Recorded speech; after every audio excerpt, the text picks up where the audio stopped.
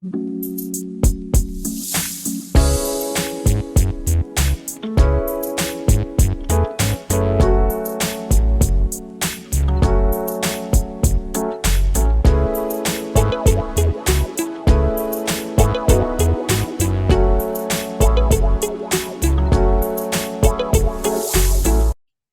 Nets just suspended Kyrie for 5 games. I think that's like a minimum. I feel like it could be potentially more, especially with the list of things that they gave him to do before he's able to get back on the court. I mean, he has to apologize and condemn the movie. He apologized on Instagram, but this came out after that, so I'm assuming they want him to do like a post game conference or just talk to the media in some capacity and apologize publicly rather than just like on social media. So I think he has to do that. He has to donate $500,000 to anti-hate charities. He has to do sensitivity training, anti-Semitic training. He also has to meet with the ADL and Jewish leaders, and he has to meet with Josiah, the owner of the team, to demonstrate that he understands the severity of the situation. All of those things have to happen for him to get back on the court. And it's already been, I think, since this came out, 2 games have gone by out of the 5 game suspension. I don't know if all of these things gets done by the next 3 games. Kyrie's not historically been stubborn, historically went his way with things. So it's hard to see him getting all this stuff done in the next 3 games. Based off of how he acts historically, my guess is that this does not get done. And if it does, it doesn't get done. It doesn't get done in the way that they want it to get done. So I think that his time with the Nets is over. By extension, it does not make sense to get rid of Kyrie and keep KD, because without Kyrie, I don't think that this team can compete. I mean, they're struggling now with both of them. Before they were just suspended, they were losing games anyway. So I think that them going to the play-in again for the second time in a row and facing the Bucks, the Cavs, or the Celtics in the first round, they're going to lose that matchup. So it makes no sense to me to hire Ime Udoka and try to salvage this season. This is like 4 or 5 seasons in a row where we've had Kyrie and KD, and it has not gone the way that they wanted it to go. And I think this ship has run its course. I think the best thing for them to do is to get as much as they can for KD and Kyrie before they can't get much anymore. Now, what to do with Kyrie? I feel like they have to try to trade him for as much as they can. I think what ultimately happens is they do a buyout because I think that his trade value is basically zero right now.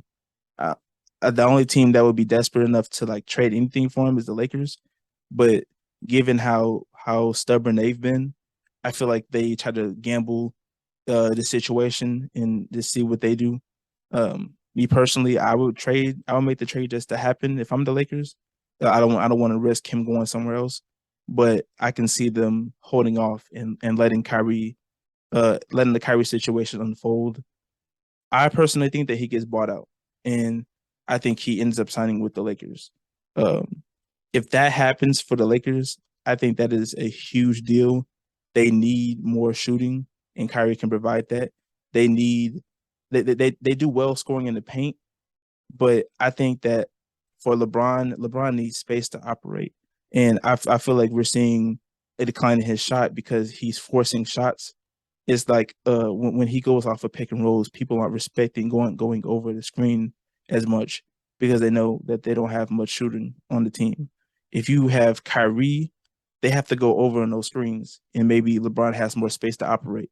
You know what I'm saying? And I think definitely that shooting will improve from where it was at the beginning of the year. It was below 25%, and I mean that's just a regression to the mean means that it will get better. But I think adding Kyrie to that situation will be great. And if they can do it with a buyout, that means they can keep Russ, because Russ has been balling off the bench. Ever since he went to the bench, he hasn't had a bad game. So I definitely think getting Kyrie off the buyout will be a best case scenario for the Lakers. Wouldn't be that great for the Nets, but I can definitely see them doing that. I think they would like try to negotiate getting like some money back off of it, so they don't have to pay him the full contract. But yeah, I definitely see that. That's what I think will happen with the Kyrie situation. Kevin Durant is a different story. His trade value is still high. I still think they can get a lot of return back for him. I think they really messed up by not taking that Boston deal in the offseason. You could have had Jalen Brown, but now I'm sure that deal is off the table. Jalen Brown has been balling, and I'm sure once they get Robert Williams back, they'll start doing much better.